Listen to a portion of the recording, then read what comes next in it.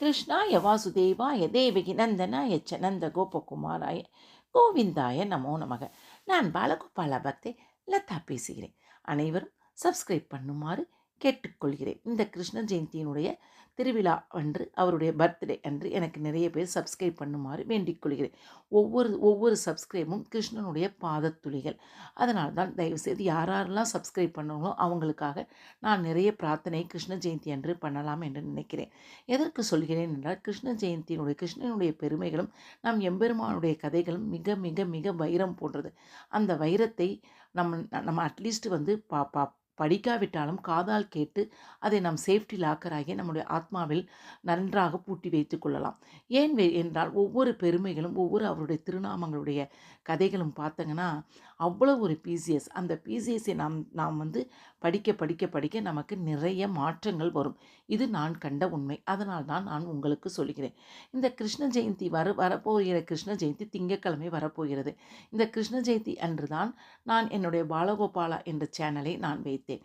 எதற்குனா, பிரேமி அண்ணாவிடம் ஆசி பெற்ற அந்த பாலகோபாலா உடைய சேனல் என்னன்னு பார்த்தாங்கன்னா, இப்போ கிருஷ்ண ஜெயந்தியுடைய வரலாறும் புராண கதைகளும் என்று நமக்கு எல்லோருக்கும் தெரியும். இதை என்ன பார்க்கலாம், இதில் ஒன்றுமே இருக்காது அப்படின்னு நினைக்காதங்க. நிறைய விஷயங்கள் உள்ளே இருக்கிறது. வாருங்கள், கடைசி வரை பாருங்கள். கிருஷ்ண ஜெயந்தியினுடைய வரலாறும் புராண கதைகளை பற்றி பார்ப்போமா? இப்போது கிருஷ்ணன் தனக்காக இல்லாமல் பிறருக்காகவே வாழ்ந்தவர். அதனால் தான் இவரை கண்ணா, முகுந்தா என்று பல பெயர்களை அழைக்கிறோம். கண்ணனைப் போல காப்பவன் என்றும், முகுந்தா என்று வாழ்வதற்கு இடமளித்து முக்தி அளிப்பவன் என்று நாம் நம்புகிறோம். கிருஷ்ணரோட அவதாரம் நமக்கு எல்லாமே தெரியும். அதை பற்றி நம்ம சும்மா சின்னதாக பார்ப்போம். மதுரா நகரில் தேவகிக்கும் வசுதேவருக்கும் 8வது மகனாக கிருஷ்ணன் பகவான் அவதாரம் எடுத்து கிருஷ்ணன் பிறந்தார். சிறைச்சாலையில் பிறந்த கிருஷ்ணன் கோகுலத்தில் வளர்ப்பு தாய் யசோதால் வளர்க்கப்பட்டார். இது அனைவருக்கும் நமக்கு தெரியும். தனது தாய் மாமன் கம்சனை கொண்டு துவாரகையில் அரசாட்சி செய்து பாரத போரில் பாண்டவர்களுக்கு உறுதுணையாக இருந்து போர்க்களத்தில் அர்ஜுனனுக்கு தேரோட்டியாகவும் வந்தவர் நம் கண்ணன் தான். தேரோட்டியாக வந்த கண்ணன் தான் பார்த்தசாரதி என்று அழைக்கப்படுகிறார். தேரோட்டியாக வந்த கண்ணன் அர்ஜுனுக்கு உபதேசித்து அறிவுரைதான் இந்த மக்களினுடைய புனித நூலாக பகவத்கீதை நமக்கு கொடுத்துள்ளார் நம்முடைய கிருஷ்ண பகவான். தன் கடைசி காலத்தில் வேடன் ஒருவன் எய்த அம்பில், அந்த கதையெல்லாம் நான் உங்களுக்கு சொல்லியிருக்கேன். தெரியாதவங்க தயவுசெய்து போய் பார்த்து தயவுசெய்து புரிஞ்சு படிச்சுக்கங்க. ஒருவன் எய்த அம்பு காலில் தேய்க்க பூலோகத்தில் கண்ணன் அவதாரத்தை முடித்து மீண்டும் வைகுண்டம் சென்று என்று நாம் கூறப்படுவது உண்டு. கண்ணா, முகுந்தா, கிருஷ்ணன் தனக்காக இல்லாமல் பிறருக்காக வாழ்ந்தவர். அது நமக்கு தெரியும். அதை நான் ஏற்கனவே சொல்லியிருக்கிறேன். அதனால் கிருஷ்ணனுடைய வீட்டிற்கு ஏன் வர வைக்கிறோம்? ஒவ்வொருத்தங்க வீட்லேயும் கிருஷ்ணன் நமக்கு ஒரு செல்லப்பிள்ளை. அந்த செல்லப்பிள்ளையை நம்ம வீட்டில் ஏன் வர வைக்கிறோம் அப்படின்னு பார்த்தீங்கன்னா, கிருஷ்ண ஜெயந்தி தினத்தில் பகவான் கிருஷ்ணன் நம் வீட்டிற்கு அருள் பாலிப்பதே கோகுல அஷ்டமியின் முக்கிய அம்சமாக பார்க்கப்படுகிறது. அதனால்தான் கிருஷ்ணன் ஜெயந்தி அன்று வீட்டை கழுவி சுத்தம் செய்து அரிசி மாவால் கோலமிட்டு மாவிளை தோரணங்கள் அலங்கரிக்கிறோம். வாசலில் தொடங்கி பூஜை அறை வரை கிருஷ்ணனுடைய பாதத்தடங்களை அரிசி மாவால் பதிக்கிறோம். ஆளிலையில்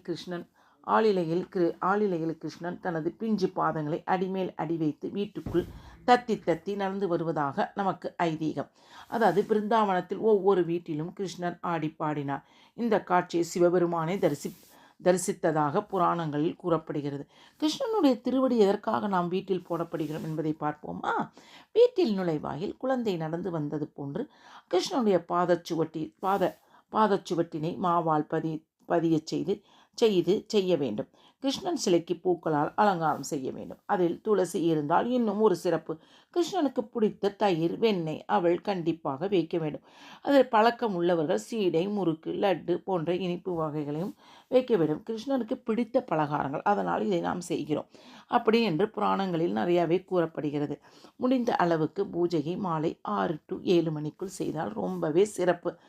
அதனால் என்ன சொல்லுவோம், நீ எனக்கு கிருஷ்ணன் என்ன சொல்கிறாரு, நாம் அனைத்து தெய்வங்களுமே என்ன சொல்கிறாங்க, எனக்கு பலகாரம் பட்சணம் என்றால் எனக்கு ஒன்றும் படைக்க வேண்டாம். நீங்கள் எனக்கு ஒரு இலையை கொடு அல்லது பூவை கொடு, இல்லை என்றால் ஒரு பழத்தை கொடு, அதுவும் இல்லை என்றால் கொஞ்சம் தண்ணீராவது கொடு. எதை கொடுத்தாலும் பக்தியுடன் கொடு. சுத்தமான மனம் உள்ளவன் பக்தியோடு கொடுப்பதை நான் சாப்பிடுவேன் என்றால் கீதையின் கண்ணன். அதனால தான் நம்ம கிருஷ்ண வழிபாட்டிற்கு இதை செஞ்சோம்னா நம்ம சகல நன்மைகளும் பெறுவோம். என்னன்னு பார்த்தீங்கன்னா, கிருஷ்ணன் ஒவ்வொரு வீட்டிலையும் குட்டி குட்டி குழந்தைகள் இருந்தால் அவர்களுக்கு கிருஷ்ண அலங்காரம் வேடமிட்டு அனைவரும் தன் வீட்டில் கிருஷ்ணனே குடிகொண்டுள்ளதாக நினைத்து அந்த கிருஷ்ண ஜெயந்தியை வழிபடுகிறார்கள். அதனால் முந்தைய காலத்துலலாம் யாரோ ஒருத்தவங்க பிராமின்ஸ் அந்த மாதிரி தான் வழிபட்டுக்கிட்டு இருந்தாங்க.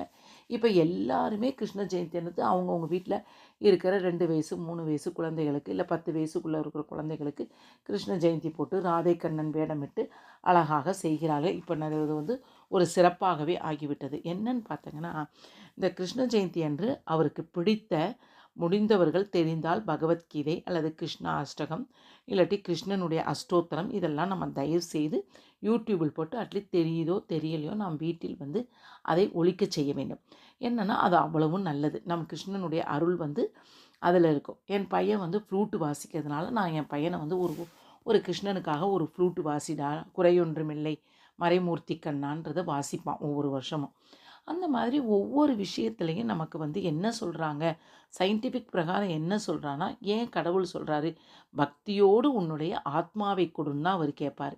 நம்ம அந்த நேரத்தில் நம்ம யாருமே பலகாரம் செய்கிறோம், பட்சணம் செய்கிறோம், அது செய்கிறோம், இது செய்கிறோம், எல்லாம் கிருஷ்ணனுக்காக படைக்கிறோம். ஆனால் நம்ம ஒரு நிமிஷமோ 5 நிமிஷமோ அந்த சாமி முன்னால் உட்காந்து அப்படியே கிருஷ்ணனுடைய வரலாறு, கிருஷ்ணனுடைய அவதாரம் இதை நினைத்து ஒரு 5 நிமிஷமோ 10 நிமிஷமோ நீங்கள் மெடிடேஷன் செய்யுங்க.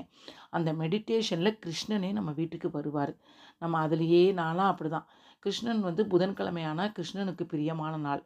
அந்த நேரத்தில் அப்படியே மனசை ஊன்றி கிருஷ்ணன் அப்படியே பிறந்து ஜெயிலேருந்து தூக்கிட்டு போய் அந்த வந்து அந்த 5 தலை நாகம் வந்து அவர் மழையிலேருந்து கொடையாக இருக்கிறது. அப்படியே தேவகியினுடைய வீட்டிற்கு போய் யசோதையினுடைய வீட்டுக்கு போய் அவர் வந்து வசுதேவர் விட்டுட்டு வர மாதிரி இதெல்லாம் நான் வந்து ஒரு 5 நிமிஷம் 10 நிமிஷம் நினப்பேன். ஏன்னா நான் வந்து வாழ்க வளமுடன் ஆழியாருக்கு போனதுனால இப்போ வந்து எனக்கு வந்து அதனால தான் கடவுள் சொல்கிறாரு, எனக்காக நிறைய கஷ்டமே படாதங்க என்னுடைய குழந்தைகளே, உங்களுடைய ஆத்மாவை கொடுங்கள். உங்களுடைய ஆத்மாவை கொடுன்னா ஆத்மாவை எப்படி கொடுக்க முடியும்?